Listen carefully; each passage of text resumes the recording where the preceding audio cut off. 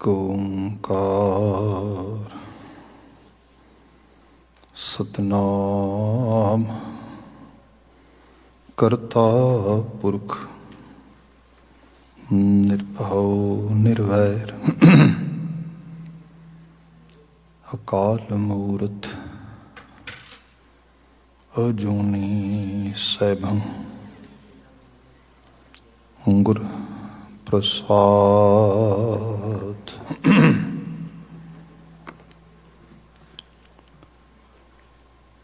ਗਿਆਨ ਧਿਆਨ ਕਿਛ ਕਰਮ ਨਾ ਜਾਣ,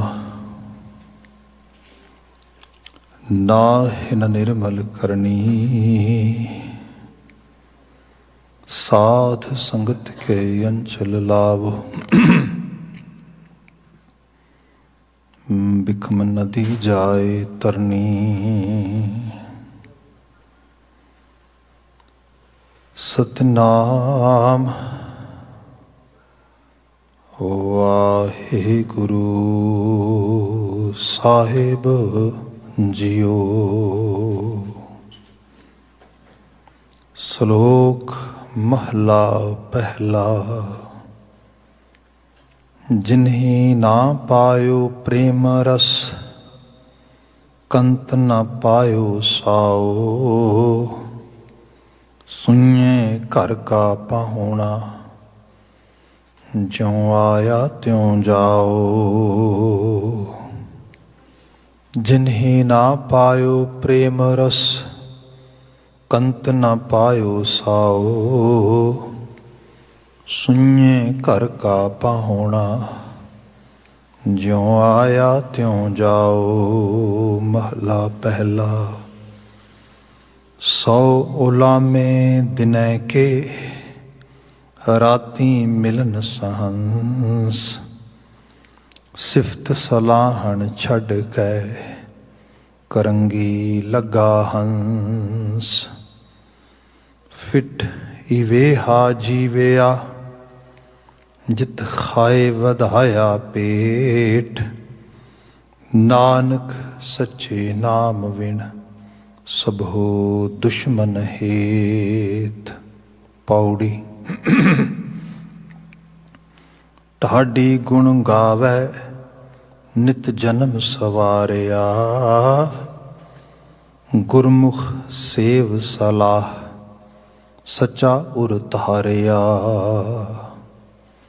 ਘਰ ਦਰ ਪਾਵੈ ਮਹਿਲ, ਨਾਮ ਪਿਆਰਿਆ। ਗੁਰਮੁਖ ਪਾਇਆ ਨਾਮ, ਹਉ ਗੁਰ ਕੋ ਵਾਰਿਆ। ਤੂੰ ਆਪ ਸਵਾਰੈ ਆਪ, ਸਿਰਜਨਹਾਰਿਆ। ਗੁਰਮੁਖ ਪਾਇਆ ਨਾਮ, ਹਉ ਗੁਰ ਕੋ ਵਾਰਿਆ। ਤੂੰ ਆਪ ਸਵਾਰੈ ਆਪ, ਸਿਰਜਨਹਾਰਿਆ। ਵਾਹਿਗੁਰੂ ਜੀ ਕਾ ਖਾਲਸਾ, ਵਾਹਿਗੁਰੂ ਜੀ ਕੀ ਫਤਿਹ। ਜੁਗੋ ਜੁਗ ਅਟਲ। ਧੰਨ ਧੰਨ ਗੁਰੂ ਗ੍ਰੰਥ ਸਾਹਿਬ ਜੀ। ਗੁਰੂ ਪਾਤਸ਼ਾਹ ਜੀ ਦੀ ਅਪਾਰ ਬਖਸ਼ਿਸ਼। ਸ਼ਾਮ ਸਮੇਂ ਸਤਸੰਗਤ ਦੀਆਂ ਘੜੀਆਂ ਅਸੀਂ ਪ੍ਰਾਪਤ ਕੀਤੀਆਂ ਨੇ। ਜੀਵਨ ਦੇ ਰੁਝੇਵੇਂ ਵਿੱਚੋਂ ਇਹ ਸਮਾਂ ਸੱਚੀ ਕਾਰ ਸੱਚੀ ਕਿਰਤ ਲਈ ਸਾਨੂੰ ਮੈਸਰ ਹੋਇਆ ਹੈ। ਅਸੀਂ ਪਰਿਪੂਰਨ ਅਕਾਲ ਪੁਰਖ ਵਾਹਿਗੁਰੂ ਜੀ ਦਾ ਕੋਟਾਨ ਕੋਟ ਧੰਨਵਾਦ ਕਰਦੇ ਹਾਂ।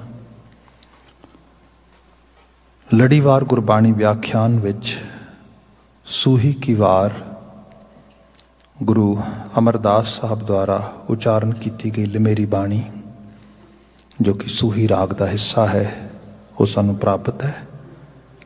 ਇਸ ਪਾਵਨ ਰਚਨਾ ਵਿੱਚੋਂ ਲਗਾਤਾਰਤਾ ਨਾਲ ਵਿਚਾਰਦਿਆਂ ਅਸੀਂ 16 ਨੰਬਰ ਪੌੜੀ ਦਾ ਪਾਠ ਤੇ ਨਾਲ ਲੱਗਦੇ ਸ਼ਲੋਕ ਸਰਵਨ ਕੀਤੇ ਨੇ। ਸ਼ਲੋਕਾਂ ਦੀ ਵਿਚਾਰ ਬੀਤੇ ਵਿੱਚ ਬਾਵਿਸਥਾਰ ਹੋਈ ਸੀ। ਅੱਜ ਪੌੜੀ ਦੀ ਵਿਵੇਚਨਾ ਕਰਾਂਗੇ। ਬਚਨ ਪ੍ਰਾਰੰਭ ਹੋ ਰਿਹਾ ਹੈ। ਢਾਡੀ ਗੁਣ ਗਾਵੈ, ਨਿਤ ਜਨਮ ਸਵਾਰਿਆ। ਗੁਰਮੁਖ ਸੇਵ ਸਲਾਹ ਸੱਚਾ ਉਰਤਾਰਿਆ। ਇੱਥੇ ਸ਼ਬਦ ਆ ਰਿਹਾ ਢਾਡੀ।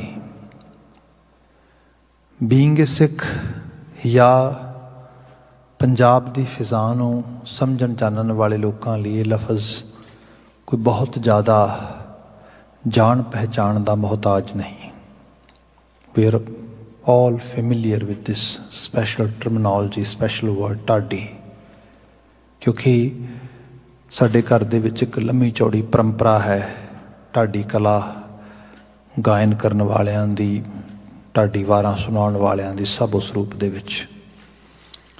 ਗੁਰੂ ਅਮਰਦਾਸ ਸਾਹਿਬ ਜਿਸ ਸਮੇਂ ਇਹ ਬਚਨ ਲਿਖ ਰਹੇ ਨੇ, ਬਚਨ ਉਚਾਰ ਰਹੇ ਨੇ, ਜੋ ਉਸ ਸਮੇਂ 'ਚ ਅਸੀਂ ਦੇਖਦੇ ਹਾਂ ਤੇ ਢਾਡੀ ਪਰੰਪਰਾ ਉਦੋਂ ਵੀ ਮੌਜੂਦ ਸੀ। ਗੁਰਬਾਣੀ ਵਿੱਚ ਇਹਦਾ ਅਕਸਰ ਜਗ੍ਹਾ ਬਾ ਜਗ੍ਹਾ ਜ਼ਿਕਰ ਮਿਲਦਾ ਹੈ। ਈਵਨ ਗੁਰੂ ਗ੍ਰੰਥ ਸਾਹਿਬ ਦੀ ਰਚਨਾ ਵਾਰ ਜਿਹੜੀ ਹੈ ਇਹ ਢਾਡੀ ਕਲਾ ਦਾ ਹੀ ਹਿੱਸਾ ਹੈ। ਸੋਹੀ ਕੀ ਵਾਰ ਜਿਵੇਂ ਹੈ, 22 ਵਾਰਾਂ ਗੁਰੂ ਗ੍ਰੰਥ ਸਾਹਿਬ ਦੇ ਵਿੱਚ ਨੇ। ਜੇ ਆਪਾਂ ਥੋੜ੍ਹਾ ਪੰਜਾਬ ਫੋਕਲੋਰ ਵਿੱਚ ਚਲੇ ਜਾਂਦੇ ਹਾਂ ਤੇ if we try to grab the information, the roots of this art, this singing art, or this whole cultural part, then ਸਾਨੂੰ ਇਹ ਪਤਾ ਲੱਗਦਾ ਹੈ ਕਿ ਜਿਹੜੇ ਸਭ ਤੋਂ ਪਹਿਲੇ ਪੁਰਾਣੇ ਢਾਡੀ ਨੇ, ਕਹਿੰਦੇ ਨੇ ਇਹਦਾ ਨਾਮ ਹੀ ਢਾਡ ਸੇਨ ਇਹ ਤੋਂ ਪੈਂਦਾ ਆ।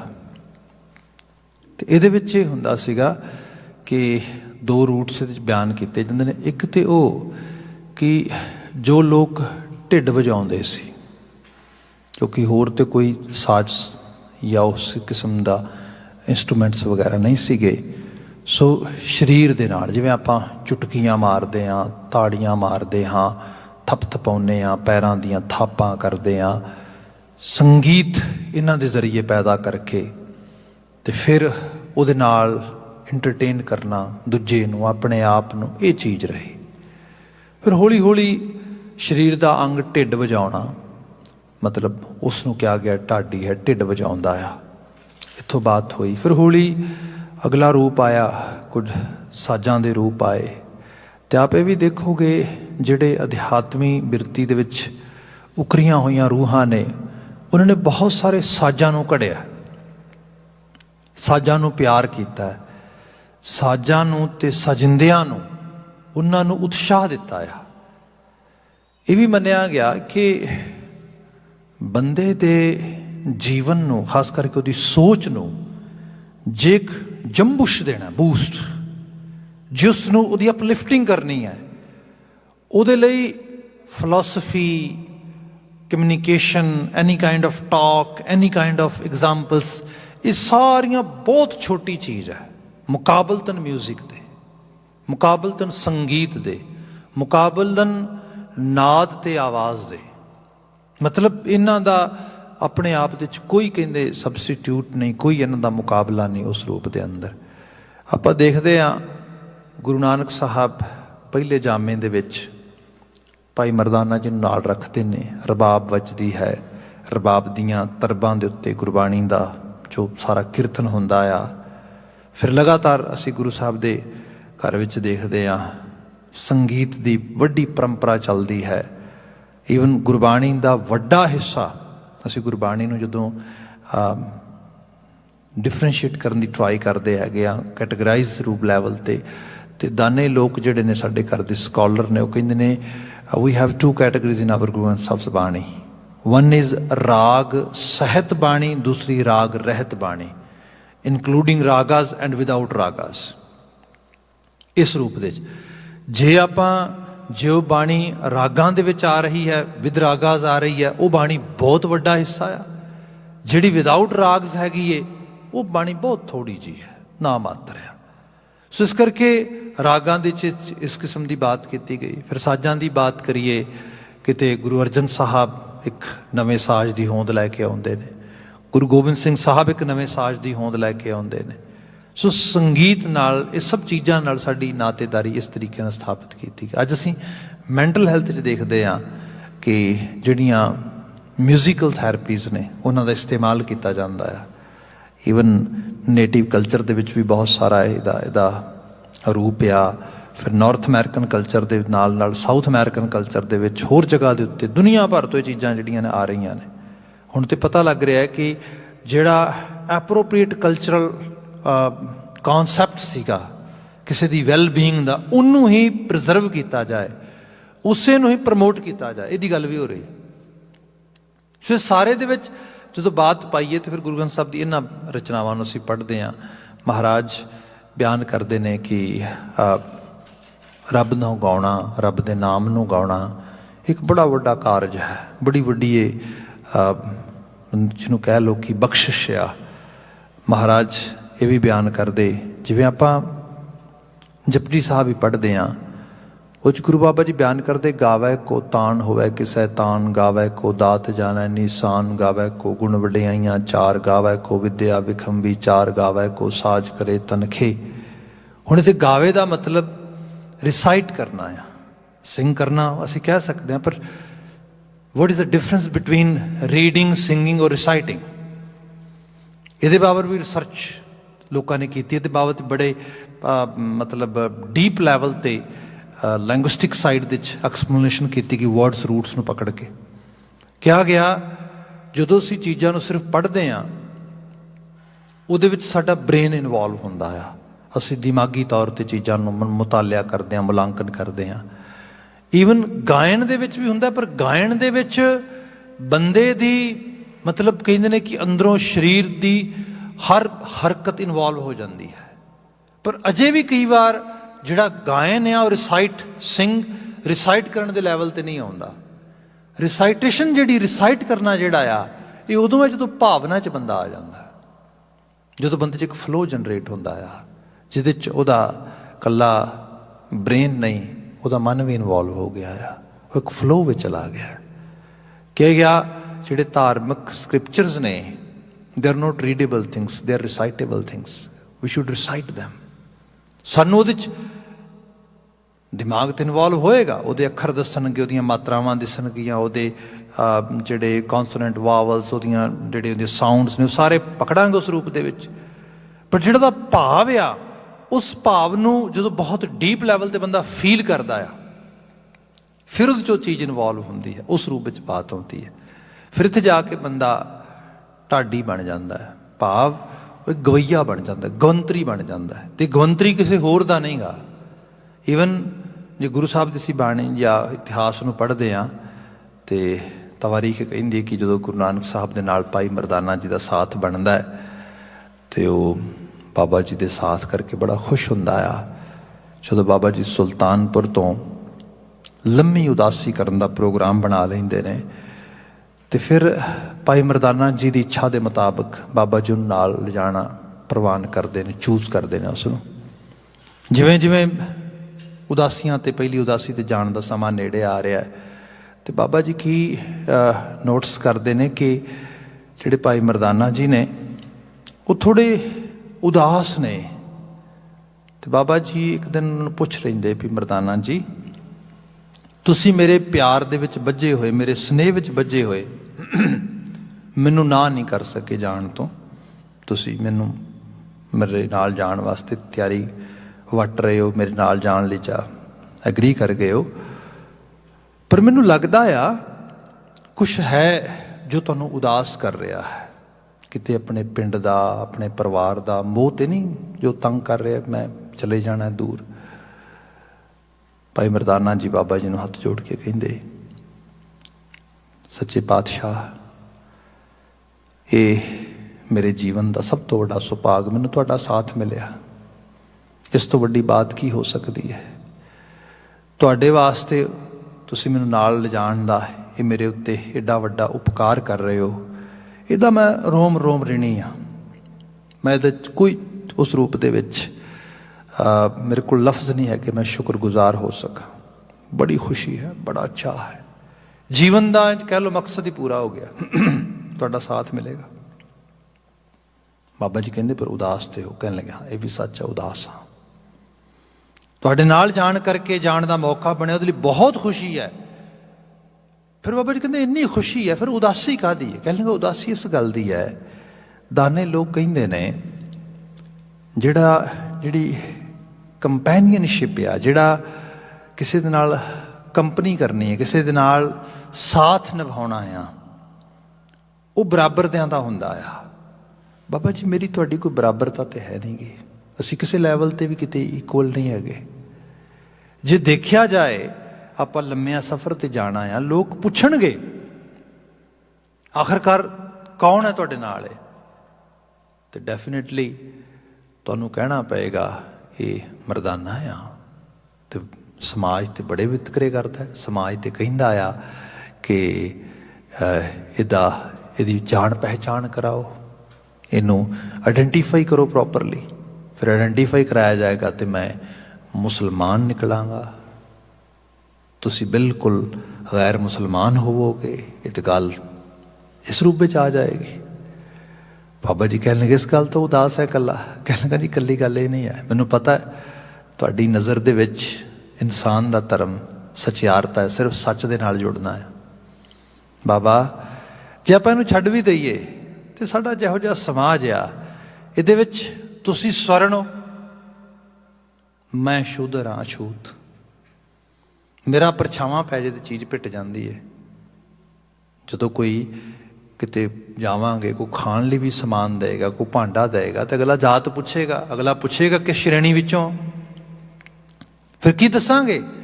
ਤੁਸੀਂ ਸਵਰਨ ਤੇ ਮੈਂ ਅਛੂਤ, ਇਹ ਤੇ ਬਾਤ ਗੜਬੜ ਹੋ ਜਾਏਗੀ ਸਾਰੀ। ਬਾਬਾ ਸਾਥ ਨਹੀਂ ਬਣਦਾ। ਬਾਬਾ ਜੀ ਕਹਿਣ ਲੱਗੇ ਭਾਈ ਮਰਦਾਨਾ ਜਿਸ ਗੱਲ ਤੋਂ, ਕਹਿਣ ਲੱਗਾ ਜੀ ਮੈਨੂੰ ਇਸ ਗੱਲ ਦਾ ਵੀ ਫਿਕਰ ਬਹੁਤਾ ਨਹੀਂ ਹੈਗਾ, ਕਿਉਂਕਿ ਮੈਨੂੰ ਪਤਾ ਤੁਸੀਂ ਅਲਟੀਮੇਟਲੀ ਇਹਦੇ ਤੇ ਵੀ, ਮੈਨੂੰ ਤੁਹਾਡੀ ਨਜ਼ਰ ਤੇ ਸਭ ਇੱਕ ਸੁਰਤਾ ਹੀ ਇੱਕ ਹੈ, ਇੱਕ ਜਾਤ ਤੁਸੀਂ ਮੰਨਦੇ ਹੋ। ਫਿਰ ਕੀ ਬਾਤ ਹੈ? ਕਹਿਣ ਲੱਗਾ ਫਿਰ ਤੀਸਰੀ ਗੱਲ ਵੀ ਹੈ, ਉਹ ਇਹ ਕਿ ਤੁਸੀਂ ਬਹੁਤ ਅਮੀਰ ਹੋ, ਮੈਂ ਬਹੁਤ ਗਰੀਬ ਹਾਂ। ਤੁਸੀਂ ਮਹਿਤਾ ਜੀ ਦੇ ਪੁੱਤ ਹੋ, ਤੁਹਾਡੇ ਘਰ ਦੇ ਵਿੱਚ ਹਰ ਤਰ੍ਹਾਂ ਦਾ ਖਾਣ ਪਾਣ, ਰਹਿਣ ਸਹਿਣ ਇਹਦੇ ਰੇਲੇ ਪੇਲੇ ਰਹੇ ਸ਼ੁਰੂ ਤੋਂ, ਛੋਟੀ ਉਮਰ ਤੋਂ। ਤੁਸੀਂ ਅੱਜ ਮੋਦੀਦਾਰ ਦੇ ਰੂਪ ਦੇ ਵਿੱਚ ਐਡੀ ਵੱਡੀ ਅਹੁਦੇ 'ਤੇ ਹੋ, ਇੱਥੇ ਵਜ਼ਾਰਤ ਮਾਣ ਰਹੇ ਹੋ। ਮੈਂ ਬਿਦਰੇ ਮਰਾਸ਼ੀ ਦਾ ਮੁੰਡਾ ਹਾਂ, ਮੇਰੇ ਤੇ ਘਰ ਦੇ ਵਿੱਚ ਖਾਣ ਜੋਗੇ ਦਾਣੇ ਵੀ ਅਨਫ ਨਹੀਂ ਹੁੰਦੇ। ਬਾਬਾ ਜੀ ਕਹਿੰਦੇ ਇਹ ਗੱਲ ਹੈ? ਕਹਿਣ ਲੱਗਾ ਜੀ ਮੈਨੂੰ ਇਹਦਾ ਵੀ ਪਤਾ ਆ, ਤੁਹਾਡੀ ਜਾਂਚ ਦੇ ਵਿੱਚ ਮਨੁੱਖ ਦੇ ਗੁਣ ਵੱਡੇ ਨੇ, ਉਹਦੀ ਰੁਤਬੇਦਾਰੀ ਨਹੀਂ। ਅਖੀਰ 'ਚ ਤੁਸੀਂ ਅਸਹਿਮਤ ਹੋ ਹੀ ਨਹੀਂ ਸਕਦੇ ਜਿਹੜੀ ਮੈਂ ਗੱਲ ਕਹਿਣ ਲੱਗਾ ਹੁਣ। ਬਾਬਾ ਜੀ ਕਹਿੰਦੇ ਕੀ ਹੈ? ਕਹਿਣ ਲੱਗਾ ਜੀ ਗੱਲ ਇਹ ਹੈ, ਤੁਸੀਂ ਗਿਆਨ ਦਾ ਦਗਦਗ ਕਰਦਾ ਹੋਇਆ ਸੂਰਜ ਹੋ, ਅਤੇ ਮੈਂ ਇੱਕ ਅਦਨੀ ਜੀ ਬੁੱਧੀ ਦਾ ਮਾਲਕ, ਦੁਨੀਆ ਦੀ ਸਿਆਣਪ ਦੇ ਵਿੱਚ ਵੀ ਬੁੱਝਿਆ ਹੋਇਆ ਦੀਵਾ ਆ, ਸਾਥ ਹੀ ਕੋਈ ਨਹੀਂਗਾ। ਕਿੱਥੇ ਤੁਸੀਂ ਇਤਨੇ ਮਤਲਬ ਆਲਮੀਅਤ ਦੇ ਮਾਲਕ, ਅਦਬੀ ਦੁਨੀਆ ਦੇ ਮਾਲਕ, ਹਰ ਲੈਵਲ 'ਤੇ ਤੁਹਾਡੇ ਕੋਲ ਕਰਤਾਰੀ ਔਰ ਜੋਤ ਦਾ ਰੰਗ ਆ, ਮੈਂ ਕੁਛ ਵੀ ਨਹੀਂ, ਸਾਥ ਕਿੱਥੇ ਬਣਦਾ ਆ? ਬਾਬਾ ਜੀ ਹੱਸ ਕੇ ਕਹਿਣ ਲੱਗੇ ਭਾਈ ਮਰਦਾਨਾ ਜੀ ਗੱਲ ਇਹ ਹੈ, ਸਾਥ ਤੇ ਬਣ ਸਕਦਾ ਹੈ। ਕਹਿਣ ਲੱਗੇ ਜੀ ਕਿਹੜਾ ਸਾਥ? ਬਾਬਾ ਜੀ ਨੇ ਕੁਝ ਕੰਡੀਸ਼ਨਸ ਰੱਖੀਆਂ, ਕਿਹਾ ਕਿ ਇਹਨਾਂ ਨੂੰ ਫੁੱਲਫਿਲ ਕਰਾਂਗੇ ਦੋਵੇਂ ਜਣੇ, ਤੁਸੀਂ ਮੇਰਾ ਸਾਥ ਦਿਓਗੇ ਤੇ ਸਾਥ ਬਣੇਗਾ। ਉਹਨਾਂ ਕੰਡੀਸ਼ਨ ਦੇ ਵਿੱਚ ਕੰਡੀਸ਼ਨ ਇਹ ਵੀ ਸੀਗੀ ਕਿ ਮਰਦਾਨਿਆ ਤੂੰ ਹੈਗਾ ਮਿਰਾਸੀ, ਮਿਰਜ਼ਾਦਾ, ਤੂੰ ਹੈਗਾ ਸਾਜਿੰਦਾ, ਤੂੰ ਵਜਾਉਣਾ ਸਾਜ, ਤੂੰ ਹੈ ਗਵਈਆ, ਗਵੰਤਰੀ। ਅਕਸਰ ਤੂੰ ਲੋਕਾਂ ਦੇ ਘਰਾਂ 'ਚ ਜਾ ਕੇ ਸਾਜ ਵੀ ਵਜਾ ਲੈਣਾ, ਤੂੰ ਗਾ ਵੀ ਲੈਣਾ, ਤੇ ਲੋਕਾਂ ਨੂੰ ਗਾ ਕੇ ਕੁਝ ਸੁਣਾ ਕੇ ਉਹਨਾਂ ਦੀ ਖੁਸ਼ੀ ਵੀ ਲੈ ਲੈਣਾ, ਤੂੰ ਮਾਣ ਲੈਣਾ ਉਸ ਰੂਪ ਦੇ ਵਿੱਚ, ਜਾਂ ਤੇਰੇ ਪਰਿਵਾਰ ਦੇ ਲੋਕ, ਤੇਰੇ ਖਾਨਦਾਨ ਦੇ ਲੋਕ। ਜੇ ਤੂੰ ਗੁਰੂ ਨਾਨਕ ਦਾ ਸਾਥ ਚਾਹੁੰਦਾ ਆ ਤੇ ਫਿਰ ਇੱਕ ਕੰਮ ਕਰੀ, ਫਿਰ ਲੋਕਾਂ ਦੀ ਖੁਸ਼ੀ ਵਾਸਤੇ ਨਹੀਂ, ਕਰਤਾਰ ਦੀ ਖੁਸ਼ੀ ਵਾਸਤੇ ਗਾਏ।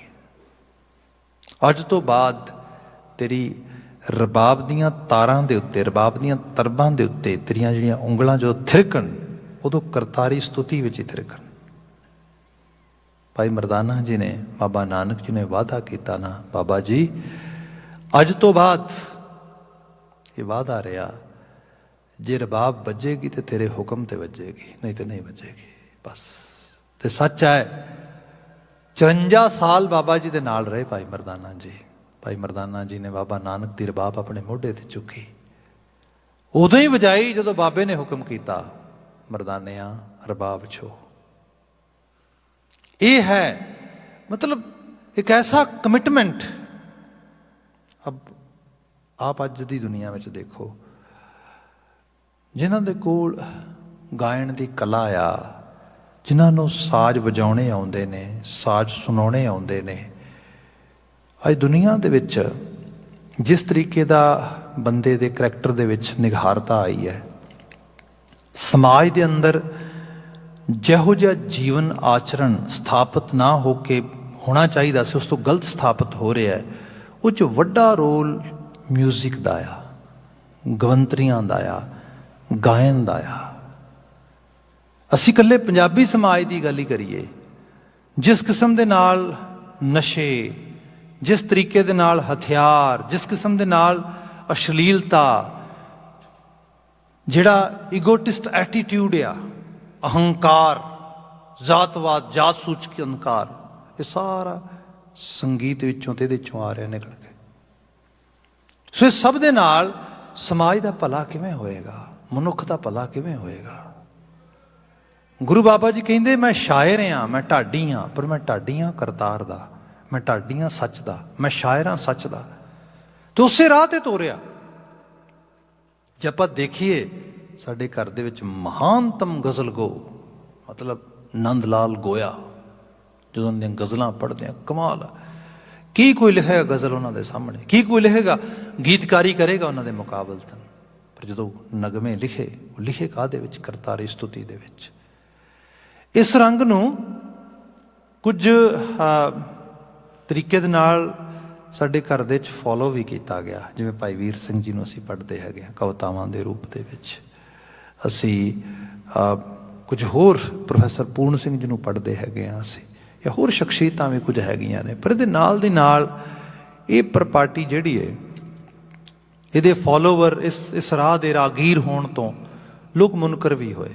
ਲੋਕ ਉਸ ਪਾਸੇ ਤੁਰ ਪਏ ਜਿਹਦੀ ਮੈਂ ਹੁਣੇ ਬਾਤ ਕੀਤੀ ਹੈ ਕਿ ਜਿਹਦੇ 'ਚ ਵਲਗਰਿਜ਼ਮ ਆ ਗਿਆ, ਜਿਹਦੇ 'ਚ ਵਾਇਲੈਂਸ ਦੀ ਪ੍ਰਮੋਸ਼ਨ ਆ ਗਈ, ਜਿਹਦੇ 'ਚ ਸੁਸਾਇਟੀ ਨੂੰ ਨੀਵੇਂ ਤੇ ਅਦਨੇ ਲੈਵਲ 'ਤੇ ਲਿਆਉਣ ਦੀ ਬਾਤ ਵੀ ਹੋਈ। ਜਿਨ੍ਹਾਂ ਦਾ ਵਿਰਸਾ, ਜਿਨ੍ਹਾਂ ਦੇ ਵਿਰਾਸਤ ਦਾ ਜ਼ਖੀਰਾ ਗੁਰੂ ਗ੍ਰੰਥ ਸਾਹਿਬ ਦੀ ਬਾਣੀ ਹੋਏ, ਤੇ ਜਿਹਦੇ ਵਿੱਚ ਹੁਣ ਜੇ ਗੁਰੂ ਸਾਹਿਬ ਢਾਡੀ ਦੀ ਵੀ ਗੱਲ ਕਰਦੇ ਤਾਂ ਅਸੀਂ ਪੜ੍ਹਦੇ ਹਾਂ, ਹਉ ਢਾਡੀ ਕਾ ਨੀਚ ਜਾਤ ਹੋਰ ਉੱਤਮ ਜਾਤ ਸਦਾਏ ਦੇ, ਤਿੰਨ ਮੰਗਾਂ ਜੋ ਤੁਝੇ ਧਿਆਏ ਦੇ। ਮੇਰੀ ਮੰਗ ਹੀ ਇਹ ਹੈ ਜਿਨ੍ਹਾਂ ਦਾ ਧਿਆਨ ਤੇਰੇ ਤੋਂ ਬਿਨਾਂ ਕਿਸੇ ਹੋਰ ਪਾਸੇ ਹੈ ਹੀ ਨਹੀਂਗਾ, ਜਿਨ੍ਹਾਂ ਦਾ ਰਹਿਣ ਸਹਿਣ, ਖਾਣ ਪਾਣ, ਗਾਇਨ ਸਭ ਤੇਰੇ ਨਾਲ ਜੁੜਿਆ, ਤੇਰੇ ਨਾਲ ਐਸੋਸੀਏਟਡ ਹੈਗਾ। ਤੇ ਫਿਰ ਉਹ ਸਾਰਾ ਕਰਦਿਆਂ ਹੋਇਆਂ ਹਉ ਢਾਡੀ ਕਾ ਨੀਚ ਜਾਤ, ਮੈਂ ਤੇ ਅਦਨਾ ਜਿਹਾ ਮਨੁੱਖ ਹਾਂ, ਮੇਰੀ ਕੋਈ ਬਹੁਤ ਉੱਚੀ ਪਹਿਚਾਨ ਨਹੀਂ, ਜ਼ਾਤ ਨਹੀਂ ਗੀ। ਈਵਨ ਹੋਰ ਲੈਵਲ ਤੇ ਲੈ ਲਈਏ ਬਾਤ, ਭਗਤ ਜੀ ਦੇ ਸ਼ਬਦ ਪੜ੍ਹਦੇ ਹਾਂ, ਕਹਿੰਦੇ ਕਿ ਜਿਹੜੀ ਅਹੰਗ ਬਿਰਤੀ ਹੈ, ਜਿਨ੍ਹਾਂ ਦੇ ਕੋਲ ਇਹੋ ਜਿਹੀ ਕਲਾ ਹੁੰਦੀ ਹੈ, ਉਹ ਭਾਵੇਂ ਸੰਗੀਤ ਦੀ ਹੈ, ਭਾਵੇਂ ਗੀਤਕਾਰੀ ਦੀ ਹੈ, ਜਾਂ ਹੋਰ, ਕਹਿੰਦੇ ਨੇ ਵੀ ਖੁਦਾ ਹੁਸਨ ਦੇ ਤੋ ਨਜ਼ਾਕਤ ਖੁਦ ਬ ਖੁਦ ਆ ਜਾਤੀ ਹੈ। ਜਿਹੜੀ ਨਜ਼ਾਕਤ ਆ, ਜਿਹੜਾ ਅਹੰਕਾਰ ਆ, ਇਹ ਤੇ ਆਪਣੇ ਆਪ ਵੱਧਦਾ ਤੁਰਿਆ ਲੱਗਾ ਜਾਂਦਾ। ਭਗਤ ਜੀ ਨੇ ਬਿਆਨ ਕੀਤਾ, ਹਮ ਬੜ ਕਬ ਕੁਲੀਨ ਹਮ ਪੰਡਤ, ਹਮ ਜੋਗੀ ਸੰਨਿਆਸੀ, ਹਮ ਬੜ ਕਬ ਕੁਲੀਨ ਹਮ ਪੰਡਤ। ਜਿਨ੍ਹਾਂ ਲੋਕਾਂ ਨੇ ਸਮਾਜ ਨੂੰ ਸਹੀ ਡਾਇਰੈਕਸ਼ਨ ਦੇਣੀ ਸੀਗੀ, ਉਹੀ ਲੋਕ ਆਪਣੇ ਆਪ ਨੂੰ ਅਹੰਕਾਰ ਦੀ ਟੀਸੀ ਤੇ ਜਾ ਬਿਠਾਉਂਦੇ ਨੇ। ਹਮ ਬੜ ਕਬ, ਕਵੀ ਲੋਕ, ਗਵਈਏ ਲੋਕ, ਗਵੰਤਰੀ ਲੋਕ, ਲਫ਼ਜ਼ਾਂ ਨੂੰ ਸਹੀ ਤਰੀਕੇ ਨਾਲ ਉਹਨਾਂ ਦੇ ਜੋੜ ਮੇਚ ਸਕਣ ਵਾਲੇ ਲੋਕ, ਉਹ ਅਹੰਕਾਰ ਦੇ ਵਿੱਚ ਗ੍ਰਸੇ ਹੋਣ, ਸਮਾਜ ਦਾ ਭਲਾ ਕਿਵੇਂ ਹੋਏਗਾ? ਸੋ ਗੁਰੂ ਬਾਬਾ ਜੀ ਇਹਨਾਂ ਬਚਨਾਂ ਦੇ ਜ਼ਰੀਏ ਜਿੱਥੇ ਉਸ ਸੰਗੀਤਕ ਪ੍ਰਪਾਰਟੀ ਦੀ ਬਾਤ ਕਰਦੇ, ਜਿੱਥੇ ਉਹ ਗਾਇਨ ਕਲਾ ਦੀ ਬਾਤ ਕਰਦੇ, ਉੱਥੇ ਉਸ ਗਾਇਨ ਕਲਾ ਦੇ ਨਾਲ ਜਾਂ ਉਸ ਦੇ ਨਾਲ ਜੁੜਨ ਵਾਲੇ ਲੋਕਾਂ ਨੂੰ ਹਿਦਾਇਤ, ਉਹ ਚੀਜ਼ ਸਭ ਵੀ ਨਾਲ ਨਾਲ ਦਿੰਦੇ। ਤੇ ਬਲਕਿ ਜਿਹੜਾ ਆਈਡੀਅਲ ਸੈੱਟ ਕਰਦੇ, ਕਿਸੇ ਨੇ ਢਾਡੀ ਬਣਨਾ, ਗਵਈਆ ਬਣਨਾ, ਗਵੰਤਰੀ ਬਣਨਾ, ਕੈਸਾ ਹੋਏ ਹੋਏ, ਕੋਈ ਸ਼ਾਇਰ ਹੋਏ ਤਾਂ ਕੈਸਾ ਹੋਏ? ਬਾਬਾ ਜੀ ਨਾਨਕ ਸ਼ਾਇਰ ਏਮ ਕਹਿਤ ਹੈ। ਨਾਨਕ ਆਪਣੇ ਆਪ ਨੂੰ ਸ਼ਾਇਰ ਕਹਿ ਰਿਹਾ ਹੈ। ਤੇ ਜਦੋਂ ਕੋਈ ਕਹਿੰਦਾ ਮੈਂ ਨਾਨਕ ਦੇ ਘਰ ਦੇ ਵਿੱਚੋਂ ਆ ਰਿਹਾ, ਤੇ ਉਹ ਸ਼ਾਇਰੀ ਕਰੇ ਤਾਂ ਉਹਦੀ ਸ਼ਾਇਰੀ ਕੈਸੀ ਹੋਣੀ ਚਾਹੀਦੀ ਹੈ? ਉਹਦੇ ਗੀਤ ਕੈਸੇ ਹੋਣੇ ਚਾਹੀਦੇ ਨੇ? ਉਹਦੇ ਨਗਮਾਤ ਕੈਸੇ ਹੋਣੇ ਚਾਹੀਦੇ ਨੇ? ਇੱਥੇ ਗੁਰੂ ਬਾਬਾ ਜੀ ਬਾਤ ਕਰਦੇ, ਗੁਰੂ ਅਮਰਦਾਸ ਸਾਹਿਬ, ਢਾਡੀ ਗੁਣ ਗਾਵੈ ਨਿਤ ਜਨਮ ਸਵਾਰਿਆ। ਮੈਂ ਅਦਨਾ ਜਾਂ ਢਾਡੀ ਕਰਤਾਰ ਦੇ ਗੁਣ ਗਾਉਣਾ ਆ, ਜਿਹਦੇ ਨਾਲ ਮੇਰਾ ਤੇ ਦੂਜਿਆਂ ਦਾ ਜਨਮ ਸਵਰ ਜਾਏ। ਇੱਕ ਛੋਟੀ ਜੀ ਯੂਰਪੀਅਨ ਲਿਟਰੇਚਰ ਦੀ ਕਹਾਣੀ ਹੈ। ਸਾਡੇ ਵੀ ਲਿਟਰੇਚਰ ਨੂੰ ਕਈ ਰੂਪਾਂ 'ਚ ਕੈਰੀ ਕੀਤਾ, ਪਰ ਉਹਦਾ ਛੋਟਾ ਜਿਹਾ ਮੈਂ ਇੱਕ ਵੰਨਗੀ ਰੂਪ ਜੇ ਬਿਆਨ ਕਰਾਂ ਤਾਂ ਉਹ ਇਹ ਹੈ ਕਿ ਜਿਵੇਂ ਤੁਸੀਂ ਜੇ ਅੱਜ ਕੱਲ੍ਹ ਨਿਊਜ਼ ਸੁਣ ਰਹੇ ਹੋਵੋ ਅਤੇ ਨੋ ਡਾਊਟ ਕੋਵਿਡ-19 ਨੇ ਸਾਰੇ ਜਿੰਨੀਆਂ ਵੀ ਹੋਰ ਡਿਫਰੈਂਟ ਨਿਊਜ਼ ਆ ਰਹੀਆਂ ਸਾਡੇ ਤੱਕ, ਉਹਨਾਂ ਸਾਰਿਆਂ 'ਤੇ ਇਕੱਲੀ ਨਿਊਜ਼ ਡੋਮੀਨੇਟ ਕਰ ਗਈ ਪਿਛਲੇ 15-16 ਮਹੀਨਿਆਂ ਤੋਂ। ਪਰ ਫਿਰ ਵੀ ਵਿੱਚ ਹੋਰ ਵੀ ਡਿਫਰੈਂਟ ਇਸ਼ੂਜ਼ ਦੇ ਉੱਤੇ ਚਰਚਾਵਾਂ ਆਉਂਦੀਆਂ। ਰੀਸੈਂਟਲੀ ਆਸਟ੍ਰੇਲੀਆ ਦੇ ਵਿੱਚ ਬਹੁਤ ਸਾਰੇ ਇਲਾਕਿਆਂ ਦੇ ਵਿੱਚ ਜਿਹੜੀ ਮਾਈਸ ਜਾਂ ਰੈਟ ਪ੍ਰੋਬਲਮ ਆ, ਇਹ ਬੜੀ ਵੱਡੇ ਲੈਵਲ 'ਤੇ ਆ ਰਹੀ ਹੈ, ਇੱਕ ਇਸ਼ੂ ਬਣ ਗਿਆ।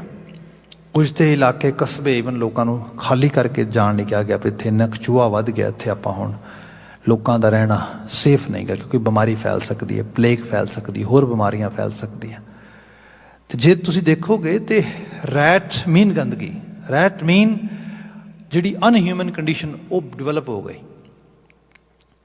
ਈਵਨ ਪਲੇਗ ਵਰਗੀ ਜਾਂ ਹੋਰ ਇਹੋ ਜਿਹੀਆਂ ਗੰਦਗੀ ਨਾਲ ਫੈਲਣ ਵਾਲੀਆਂ ਬਿਮਾਰੀਆਂ ਉਹ 'ਤੇ ਫੈਲਦੀਆਂ ਚੂਹਿਆਂ ਤੋਂ ਸਿੱਧੇ ਤੌਰ 'ਤੇ। ਸੋ ਚੂਹਿਆਂ ਦੀ ਇਸ ਕਿਸਮ ਦੇ ਨਾਲ ਬਾਤ ਹੁੰਦੀ। ਇਹਨਾਂ ਦੇ ਬਾਬਤ ਇਹ ਹੈ ਕਿ ਜਿੱਥੇ ਚੂਹੇ ਬਹੁਤ ਫੈਲ ਜਾਣ, ਉਹਨਾਂ ਨੂੰ ਅੱਜ ਕੱਲ੍ਹ ਤਾਂ ਬੜੇ ਟਰੀਟਮੈਂਟ ਹੈਗੇ ਨੇ, ਪਰ ਫਿਰ ਵੀ ਕੋਈ ਐਸੀ ਦਵਾਈ ਨਹੀਂ ਕਿ ਤੁਸੀਂ ਪਾਓ ਅਤੇ ਚੂਹੇ ਖਤਮ ਹੋ ਜਾਣਗੇ। ਦਵਾਈ ਪਾਓਗੇ ਮਰ ਜਾਣਗੇ। ਜੇ ਮਰਨਗੇ ਬਦਬੂ ਹੋਏਗੀ, ਸੜਹਾਂਦ ਹੋਏਗੀ, ਬੈਕਟੀਰੀਆ ਹੋਰ ਫੈਲੇਗਾ, ਹੋਰ ਜ਼ਿਆਦਾ ਜਿਹੜਾ ਹੈਗਾ ਬਿਮਾਰੀ ਫੈਲੇਗੀ, ਲੋਕ ਹੋਰ ਮਰਨਗੇ। ਪੁਰਾਣੇ ਸਮੇਂ ਵੀ ਲੋਕ ਇਹੀ ਕਰਦੇ ਸੀ, ਜਿੱਥੇ ਬਹੁਤ ਚੂਹਿਆਂ ਦੀ ਵਸੋਂ ਹੋ ਜਾਂਦੀ ਸੀ ਉੱਥੇ ਫਿਰ ਮਨੁੱਖ ਦਾ ਰਹਿਣਾ ਨਾਮੁਮਕਿਨ ਹੋ ਜਾਂਦਾ ਸੀ, ਉਹ ਛੱਡ ਜਾਂਦਾ ਸੀ।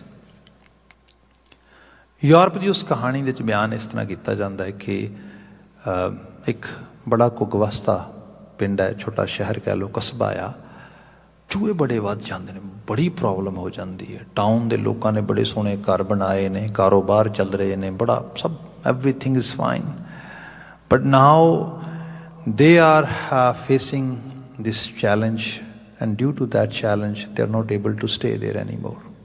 So they have to decide, either they will leave this place, or if they want to live they have to provide some sort of solution, some sort of treatment to this issue, the rat mice issue.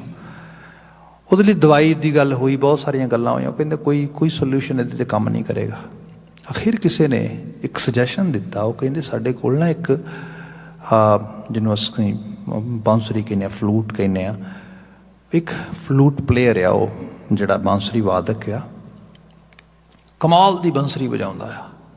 ਉਹ ਕਹਿੰਦੇ ਉਹ ਤਾਂ ਚੂਹਿਆਂ ਨਾਲ ਕੀ ਲੈਣ ਦੇਣ। ਕਹਿੰਦੇ ਤੁਹਾਨੂੰ ਨਹੀਂ ਪਤਾ, ਉਹਦੇ ਕੋਲ ਬੰਸਰੀ ਦੀ ਇਤਨੀ ਤਾਬ ਆ ਕਿ ਉਹ ਉਹਦੀ ਤਾਣ ਦੇ ਨਾਲ ਜਿਹਨੂੰ ਚਾਹੇ ਕੀਲ ਸਕਦਾ, ਚੂਹੇ ਕੀਲ ਕੇ ਉਹ ਲਿਜਾ ਸਕਦਾ ਇੱਥੋਂ।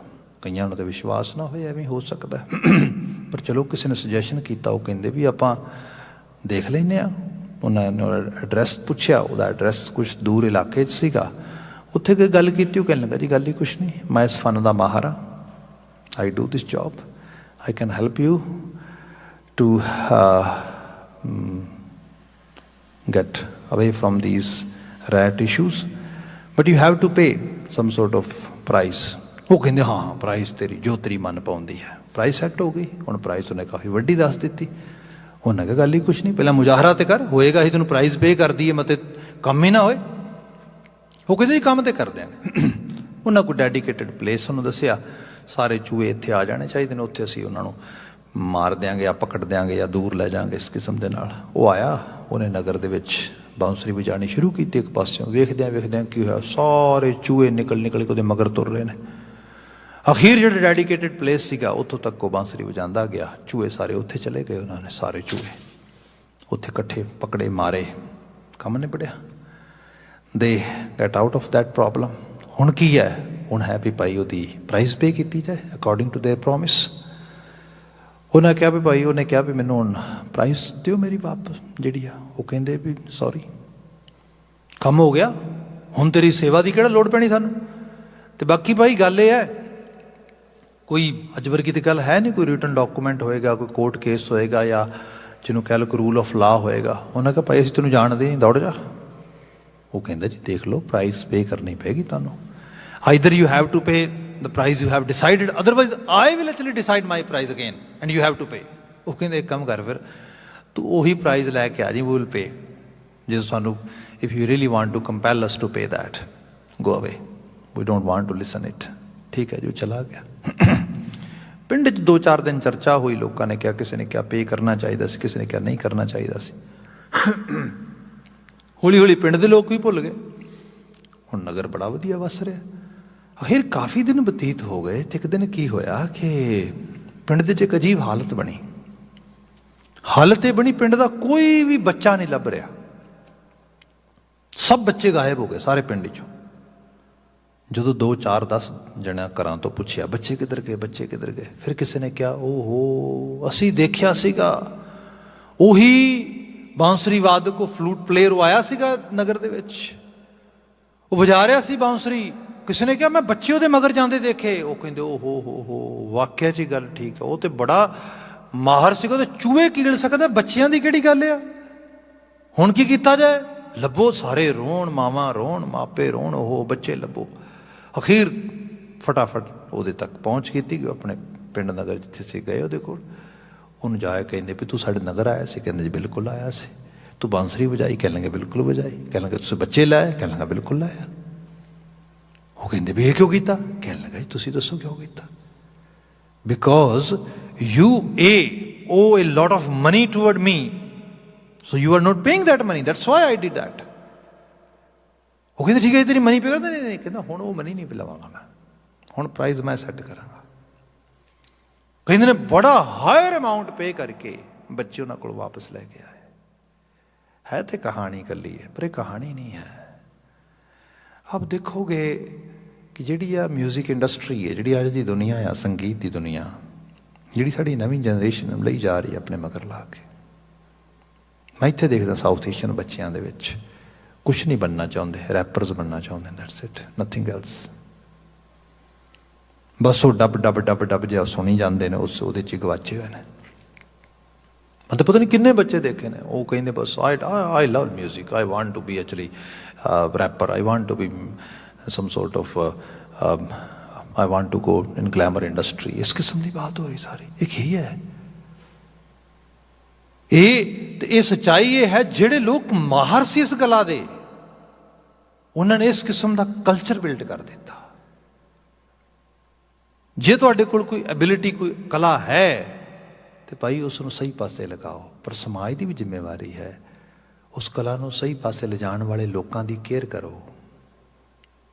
ਨਹੀਂ ਤਾਂ ਹੋਏਗਾ ਕਿ ਸਾਡੇ ਘਰ 'ਚ ਬਹੁਤ ਸਾਰੀਆਂ ਐਸੀਆਂ ਮਿਸਾਲਾਂ ਨੇ, ਚੰਗੇ ਕੀਰਤਨ ਗਾਇਨ ਕਰਨ ਵਾਲੇ, ਹੋਰ ਕਲਾਵਾਂ ਨੂੰ ਗਾਇਨ ਕਰਨ ਵਾਲੇ ਅਖੀਰ ਰਾਹ ਛੱਡ ਗਏ।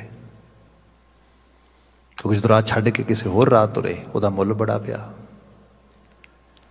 ਕਿਤੇ ਗੁਰੂ ਸਾਹਿਬ ਦੇ ਘਰ ਦੇ ਸੱਤਾ ਜੀ ਨੇ, ਬਲਵੰਡ ਜੀ ਨੇ, ਤੁਸੀਂ ਦੇਖੋ, ਮੈਂ ਭਾਈ ਨੰਦ ਲਾਲ ਜੀ ਦੀ ਬਾਤ ਕਰ ਰਿਹਾ, ਬਾਦਸ਼ਾਹ ਹਿੰਦੁਸਤਾਨ ਦਾ ਦਰਬਾਰ ਛੱਡ ਕੇ ਗੁਰੂ ਗੋਬਿੰਦ ਸਿੰਘ ਸਾਹਿਬ ਦੇ ਕਵੀਆਂ ਨੂੰ ਜੁਆਇਨ ਕਰਦੇ ਨੇ ਆ ਕੇ। ਉਹ ਕਵੀ ਚੰਨਨ ਸਿੰਘ ਨੂੰ ਦੇਖੋ ਤੁਸੀਂ, ਗੁਰੂ ਗੋਬਿੰਦ ਸਿੰਘ ਸਾਹਿਬ ਜੀ ਦੇ ਕਵੀ। ਮਤਲਬ ਉਹ ਕੋਮਲ ਕਲਾਵਾਂ ਨੂੰ ਪ੍ਰਮੋਟ ਕਰਦੇ ਉਸ ਰੂਪ ਦੇ ਵਿੱਚ, ਤੇ ਦੱਸਦੇ ਸਮਾਜ ਦਾ ਭਲਾ ਇਹਨਾਂ ਦੇ ਵਿੱਚੋਂ ਹੋਏਗਾ। ਇਹ ਦਵੱਲੀ ਜ਼ਿੰਮੇਵਾਰੀ ਹੈ, ਇੱਕ ਸਮਾਜ ਦੀ ਜ਼ਿੰਮੇਵਾਰੀ ਹੈ। ਉਸ ਕਿਉਂਕਿ ਗੁਰੂ ਸਾਹਿਬ ਦੇ ਬਾਣੀ ਦਾ ਬਚਨ ਪੜ੍ਹਦੇ ਹਾਂ, ਬਿਨ ਕੰਠ ਹੈ ਕੈਸੇ ਗਾਵਨ ਹਾਰੀ, ਬਿਨ ਬਾਜੇ ਕੈਸੇ ਨਿਤਕਾਰੀ, ਬਿਨ ਕੰਠ ਹੈ ਕੈਸੇ ਗਾਵਨ ਹਾਰੀ, ਜ਼ੀਨ ਬਿਨਾ ਕੈਸੇ ਬਜਾਏ ਰਬਾਬ, ਤੈਸੇ ਨਾਮ ਬਿਨਾ ਬਿਰਥੇ ਸਭ ਕਾਜ। ਵੀ ਜੇ ਤੁਸੀਂ ਜਿਨ੍ਹਾਂ ਦੇ ਕੋਲ ਕਲਾ ਹੈ, ਜਿਨ੍ਹਾਂ ਦੇ ਕੋਲ ਗਲਾ ਹੈ, ਜਿਨ੍ਹਾਂ ਦੇ ਕੋਲ ਐਬਿਲਿਟੀ ਹੈ, ਭਾਈ ਉਹੀ ਲੋਕ ਗਾਇਨ ਕਰਨਗੇ। ਉਹਨਾਂ ਲੋਕਾਂ ਨੂੰ ਸਾਂਭ ਸੰਭਾਲ ਕਰੋਗੇ। ਜੇ ਅਸੀਂ ਦੇਖਦੇ ਹਾਂ ਨੱਥਾ ਜੀ, ਅਬਦੁੱਲਾ ਜੀ, ਫਿਰ ਇਹ ਵੀ ਹੈ, ਉੱਥੇ ਵੀ ਇਹ ਹੁੰਦਾ ਵੀ ਜੇ ਉਹਨਾਂ ਦੇ ਵਿੱਚ ਕੈਲੀਬਰ ਹੈ, ਫਿਰ ਉਸ ਕੈਲੀਬਰ ਦਾ ਉਹ ਵੀ ਮੁਜ਼ਾਹਰਾ ਕਰਨ ਉਸ ਰੂਪ ਦੇ ਵਿੱਚ। ਗੁਰੂ ਅਮਰਦਾਸ ਸਾਹਿਬ ਕਹਿੰਦੇ ਢਾਡੀ ਗੁਣ ਗਾਵੇ ਨਿਤ ਜਨਮ ਸਵਾਰਿਆ। ਢਾਡੀ ਗੁਣ ਗਾਉਂਦਾ ਕਰਤਾਰ ਤੇ ਤਾਂ ਕਿ ਜੀਵਨ ਸਵਰੇ। ਮੇਰੀ ਇਸ ਸ਼ੁਰੂਆਤ ਹੋਈ ਸੀ ਨਾ ਬਚਨਾਂ ਦੀ, ਜਿਨੀ ਨਾ ਪਾਇਓ ਪ੍ਰੇਮ ਰਸ। ਜੇ ਜੀਵਨ ਦੇ ਉਸ ਰਸ ਨੂੰ ਹੀ ਨਾ ਮਾਣਿਆ ਤੇ ਕੀ ਗਾਇਨ ਤੇ ਕੀ ਵਜਾਉਣਾ ਤੇ ਕੀ ਜਿਉਣਾ ਤੇ ਕੀ ਰਹਿਣਾ, ਫਿਰ ਤੇ ਬੇਕਾਰ ਹੈ ਸਾਰਾ। ਅਗਲਾ ਬਚਨ ਹੈ, ਗੁਰਮੁਖ ਸੇਵ ਸਲਾਹ ਸੱਚਾ ਔਰ ਤਾਰਿਆ, ਜਿਨ੍ਹਾਂ ਨੇ ਮੂੰਹ ਗੁਰੂ ਵੱਲ ਕੀਤਾ ਸੇਵ ਸਲਾਹ, ਰੱਬੀ ਸੇਵਾ ਵਿੱਚ ਲੱਗ ਗਏ। ਇਹ ਵੀ ਅਹਿਸਾਸ ਰੱਖੀਏ ਕਿ ਬੰਦਾ ਕੋਈ ਚੰਗਾ ਕੰਮ ਕਰਦਾ ਹੈ, ਉਹਦੇ ਨਾਲ ਕਿਸੇ ਨੂੰ ਚੰਗੀ ਪ੍ਰੇਰਨਾ ਮਿਲਦੀ ਹੈ, ਇਹ ਸਮਾਜ ਦੀ ਸੇਵਾ ਆ। ਬੰਦਾ ਕੋਈ ਗਲਤ ਕੰਮ ਕਰਦਾ, ਉਹਦੇ ਨਾਲ ਕੋਈ ਨੂੰ ਵੇਖ ਕੇ ਗਲਤ ਪਾਸੇ ਤੁਰਦਾ ਹੈ, ਇਹ ਸਮਾਜ ਨੂੰ ਤਬਾਹ ਕਰਨ ਵਾਲੀ ਬਾਤ ਆ, ਗਰਕ ਕਰਨ ਵਾਲੀ ਬਾਤ ਆ। ਜਦੋਂ ਅਸੀਂ ਚੰਗੇ ਗੁਣਾਂ ਨੂੰ ਧਾਰਨ ਕਰਕੇ ਗੁਣਾਤਮਕ ਪੱਖ ਤੋਂ ਉਸ ਪਾਸੇ ਨੂੰ ਵੱਧਦੇ ਹਾਂ, ਗੁਰੂ ਸਾਹਿਬ ਕਹਿੰਦੇ ਗੁਰਮੁਖ ਸੇਵ ਸਲਾਹ ਸੱਚਾ ਉਰ ਧਾਰਿਆ। ਇੰਜ ਕਹਿ ਲਓ, ਸੱਚ ਦਾ ਜੀਵਨ ਅਸੀਂ ਉਰ ਵਿੱਚ ਲੈ ਲਿਆ, ਆਪਣੇ ਹਿਰਦੇ ਵਿੱਚ ਅੰਦਰੋਂ ਜੀਵਨ ਦੀ ਸਮਰਪਣਤਾ ਉਸ ਪਾਸੇ ਹੋ ਗਈ। ਇਹ ਗੁਰੂ ਅਮਰਦਾਸ ਸਾਹਿਬ ਨੇ ਆਪਣੇ ਤੇ ਮਿਸਾਲ ਦੇ ਕੇ ਸਾਨੂੰ ਬਾਤ ਸਮਝਾਈ। ਇਹ ਜੀਵਨ ਦਾ ਅਸਲ ਮਕਸਦ ਹੈ ਸਾਡਾ। ਘਰ ਦਰ ਪਾਵੈ ਮਹਿਲ ਨਾਮ ਪਿਆਰਿਆ, ਉਸ ਪਿਆਰੇ ਦੇ ਜਿਹਦਾ ਨਾਮ ਆ, ਜਿਹਦੀ ਐਗਜ਼ਿਸਟੈਂਸ ਹੈ, ਜਿਹਦੀ ਹੋਂਦ ਆ। ਘਰ ਦਰ ਪਾਵੈ ਮਹਿਲ, ਉਹਦਾ ਦਰ ਵੀ ਦਿਸ ਗਿਆ, ਘਰ ਵੀ ਦਿਸ ਗਿਆ, ਉਹਦਾ ਮਹਿਲ ਵੀ ਦਿਸ ਗਿਆ। ਇਹ ਮੈਟਾਫੋਰ ਦੇ ਤੌਰ 'ਤੇ ਬਾਤ ਆ ਰਹੀ ਹੈ। ਜਦੋਂ ਆਪਾਂ ਕਿਸੇ ਨੂੰ ਮਿਲਣ ਜਾਂਦੇ ਹਾਂ, ਸਭ ਤੋਂ ਪਹਿਲਾਂ ਤਾਂ ਉਹਦੀ ਡਿਊਟੀ ਦਿਸਦੀ ਹੈ, ਉਹਦੇ ਘਰ ਦਾ ਦਰਵਾਜ਼ਾ ਦਿਸਦਾ ਆ। ਆਪਾਂ ਦਰਬਾਰ ਸਾਹਿਬ ਜਾਈਏ, ਡਿਊਟੀ ਤੋਂ ਪਤਾ ਲੱਗ ਜਾਂਦਾ ਕੈਸਾ ਦਰਬਾਰ ਹੋਏਗਾ। ਡਿਊਟੀ ਤੋਂ ਪਤਾ ਲੱਗ ਜਾਂਦਾ ਕਿਹੜੇ ਕਿਹੜੇ ਘਰ ਜਾ ਰਹੇ ਹਾਂ ਅਸੀਂ ਅਜੇ ਉਹਦੇ ਦਹਲੀਜ਼ 'ਤੇ ਪੈਰ ਰੱਖਦੇ ਹਾਂ, ਗੁੰਬਦਾਂ 'ਚੋਂ ਕੀਰਤਨ ਦੀ ਆਵਾਜ਼ ਆ ਰਹੀ ਹੁੰਦੀ ਹੈ, ਸੰਗੀਤ ਦੀ ਆਵਾਜ਼ ਆ ਰਹੀ ਹੁੰਦੀ ਹੈ, ਰੱਬੀ ਤਰਾਨੇ ਗਾਏ ਜਾ ਰਹੇ ਹੁੰਦੇ ਨੇ, ਸਿਰ ਸਿਜਦੇ 'ਚ ਝੁਕ ਰਹੇ ਹੁੰਦੇ ਨੇ। ਪਤਾ ਲੱਗ ਜਾਂਦਾ ਘਰ ਕਿਹੋ ਜਿਹਾ ਹੈ, ਕਿਹੋ ਜਿਹਾ ਦਰ ਹੈ। ਉਸ ਦਰ ਤੋਂ ਥੋੜ੍ਹਾ ਅੱਗੇ ਲੰਘਦੇ ਫਿਰ ਘਰ ਦਿਸਣਾ ਸ਼ੁਰੂ ਹੋ ਜਾਂਦਾ, ਘਰ ਕਿਹੋ ਜਿਹਾ ਹੈ। ਫਿਰ ਥੋੜ੍ਹਾ ਹੋਰ ਅੱਗੇ ਜਾਂਦੇ ਹਾਂ, ਘਰ ਦਾ ਅਸਲ ਸਰੂਪ ਮਹਿਲ ਦਿਸਣਾ ਸ਼ੁਰੂ ਹੋ ਜਾਂਦਾ ਆ। ਐਕਚੁਅਲ ਲੈਵਲ 'ਤੇ ਸਾਡੇ ਅੰਦਰ ਦੀ ਬਾਤ ਹੋ ਰਹੀ ਹੈ, ਜਿਹੜੀ ਸਟੇਟ ਆਫ ਮਾਈਂਡ ਦੀ ਗੁਰੂ ਮਹਾਰਾਜ ਬਾਤ ਕਰਦੇ। ਜਦੋਂ ਤੁਸੀਂ ਅੰਦਰ ਦੇ ਜੀਵਨ ਦੇ ਵਿੱਚ ਰੱਬੀ ਗੁਣਾਂ ਦਾ ਗੁਣਗਾਨ ਕਰਦੇ ਹੋ, ਉਹਦੀ ਸਤੁਤੀ ਕਰਦੇ ਹੋ, ਉਸ ਕਿਸਮ ਦੇ ਨਾਲ ਉਹਦੇ ਨਾਮ ਨੂੰ ਅਲਾਪਦੇ ਹੋ, ਤੁਹਾਡੇ ਅੰਦਰ ਦਾ, ਜਿਹਨੂੰ ਅਸੀਂ ਸ਼ਬਦ ਪੜ੍ਹਦੇ ਨਾ ਕਿ ਮਨ ਮੰਦਰ ਤਨ ਵੇਸ ਕਲੰਦਰ ਘਟ ਹੀ ਤੀਰਥ ਨਾਵਾਂ, ਇੱਕ ਸ਼ਬਦ ਮੇਰਾ ਪ੍ਰਾਣ ਬਸਤ ਹੈ ਬਹੁੜ ਜਨਮ ਨਾ ਆਵਾਂ। ਜਿਹੜੀ ਉਹ ਬਾਤ ਹੋ ਰਹੀ ਹੈ, ਇਹ ਮਨ ਮੰਦਰ ਹੀ ਹੈ, ਮਨ ਮਹਿਲ ਅਸਲ ਦੇ ਵਿੱਚ। ਉਸ ਮਹਿਲ ਦੇ ਦੀਦਾਰ ਹੋ ਰਹੇ ਨੇ ਹੁਣ, ਤੇ ਦੀਦਾਰ ਹੋ ਰਹੇ ਨੇ ਸ਼ਬਦ ਦੀਆਂ ਪੌੜੀਆਂ ਚੜ੍ਹ ਕੇ। ਉਸ ਸ਼ਬਦ ਦੀਆਂ ਪੌੜੀਆਂ ਦੇ ਜ਼ਰੀਏ ਜਿਹੜਾ ਅੰਦਰ ਉਹ ਗੁਣਗਾਨ ਆ, ਉਹ ਜਿਹੜਾ ਅੰਦਰ ਦਾ ਤਰਾਨਾ ਆ, ਉਹ ਉੱਠਦਾ ਆ, ਜਿਹੜਾ ਬੰਦੇ ਦੇ ਅੰਦਰ ਇੱਕ ਧੁਨ ਪੈਦਾ ਕਰਦਾ, ਇੱਕ ਤਾਣ ਪੈਦਾ ਕਰਦਾ ਉਸ ਜੀਵਨ ਵਾਲੇ ਪਾਸੇ। ਸਾਹਿਬ ਨੇ ਉਹਦੀ ਬਾਤ ਕੀਤੀ, ਘਰ ਦਰ ਪਾਵੈ ਮਹਿਲ ਨਾਮ ਪਿਆਰਿਆ, ਗੁਰਮੁਖ ਪਾਇਆ ਨਾਮ ਹਉ ਗੁਰ ਕੋ ਵਾਰਿਆ। ਮੈਂ ਗੁਰੂ ਵੱਲ ਮੂੰਹ ਕੀਤਾ, ਮੈਨੂੰ ਇਹ ਨਾਮ ਦੀ ਸੌਗਾਤ ਮਿਲੀ, ਇਸ ਕਰਕੇ ਮੈਂ ਆਪਣੇ ਗੁਰੂ ਤੋਂ ਆਪਣਾ ਆਪਾ ਵਾਰ ਰਿਹਾ, ਮੈਂ ਆਪਣੇ ਆਪੇ ਨੂੰ ਕੁਰਬਾਨ ਕਰ ਰਿਹਾ ਹਾਂ। ਤੂੰ ਆਪ ਸਵਾਰ ਹੈ, ਆਪ ਸਿਰਜਣਹਾਰਿਆ। ਬਾਕੀ ਹੇ ਸਭ ਦੀ ਸਿਰਜਣਾ ਕਰਨ ਵਾਲਿਆ, ਜਦੋਂ ਤੂੰ ਤਰਸ ਦੇ ਘਰ ਵਿੱਚ ਆਉਣਾ ਹੈ ਤੇ ਤੂੰ ਆਪ ਫਿਰ ਸਵਾਰ ਦਿੰਦਾ ਆ, ਤੂੰ ਆਪ ਫਿਰ ਉਸ ਹਾਇਰ ਲੈਵਲ 'ਤੇ ਲੈ ਆਉਣਾ ਸਾਰਿਆਂ ਨੂੰ। ਬਾਤ ਇਹ ਹੈ, ਜਿਹਨੇ ਸਭ ਕੁਛ ਨੂੰ ਸਿਰਜਿਆ, ਸਭ ਕਾਸੇ ਨੂੰ ਸਵਾਰਿਆ ਹੈ। ਜੇ ਅਸੀਂ ਉਹਦੇ ਨਾਲ ਇਮਾਨਦਾਰੀ ਦੇ ਨਾਲ ਇਸ ਪਾਸੇ ਤੁਰਾਂਗੇ, ਜੋ ਚੋਇਸ ਕੁਦਰਤ ਨੇ ਸਾਨੂੰ ਦਿੱਤੀ ਹੈ ਚੂਜ਼ ਕਰਨ ਵਾਸਤੇ, ਤੇ ਗੁਰੂ ਅਮਰਦਾਸ ਸਾਹਿਬ ਕਹਿੰਦੇ ਅਸੀਂ ਉਹਦੇ ਘਰ ਦੇ ਉਸ ਦਰ ਦੇ ਢਾਡੀ ਬਣ ਜਾਵਾਂਗੇ। ਤੇ ਜਿਹੜੇ ਉਹਦੇ ਘਰ ਦੇ ਢਾਡੀ ਨੇ, ਜਿਹੜੇ ਉਹਦੇ ਘਰ ਦੇ ਸ਼ਾਇਰ ਨੇ, ਉਹਨਾਂ ਤੋਂ ਵੱਡਾ, ਜਿਹਨੂੰ ਕਿਹਾ ਸੀ ਜੋ ਸੁਖ ਪ੍ਰਭ ਗੋਬਿੰਦ ਕੀ ਸੇਵਾ ਸੋ ਸੁਖ ਰਾਜ ਨਾ ਲਹੀ ਹੈ। ਫਿਰ ਰਾਜੇ ਵੀ ਉਹਦੇ ਮੁਕਾਬਲੇ ਛੋਟੇ ਹੋ ਜਾਂਦੇ ਨੇ। ਸਭ ਰਹਿਮਤ ਕਰਨ, ਇਹਨਾਂ ਆਲਮੀ ਬਚਨਾਂ ਵਿੱਚੋਂ ਚੰਗੇਰੀ ਪ੍ਰੇਰਣਾ ਮਿਲੇ, ਗੁਰਮਤਿ ਗਾੜੀ ਰਾਹ ਤੇ ਅਸੀਂ ਤਾਰ ਨਹੀਂ ਹੋ ਸਕੀਏ। ਅੱਜ ਵਾਸਤੇ ਸਮਾਂ ਸਮਾਪਤ ਹੈ। ਕਿਰਸਾਨੀ ਸੰਘਰਸ਼ ਨਾਲ ਜੂਝ ਰਹੇ ਮਾਈ ਪਾਈ ਦੀ ਸਫਲਤਾ ਹੋਏ, ਚੜ੍ਹਦੀ ਕਲਾ ਹੋਏ, ਉਹਦੀ ਅਰਦਾਸ ਨਾਲ ਹੀ ਸਮਾਪਤੀ ਹੈ। ਵਾਹਿਗੁਰੂ ਜੀ ਕਾ ਖਾਲਸਾ, ਵਾਹਿਗੁਰੂ ਜੀ ਕੀ ਫਤਿਹ।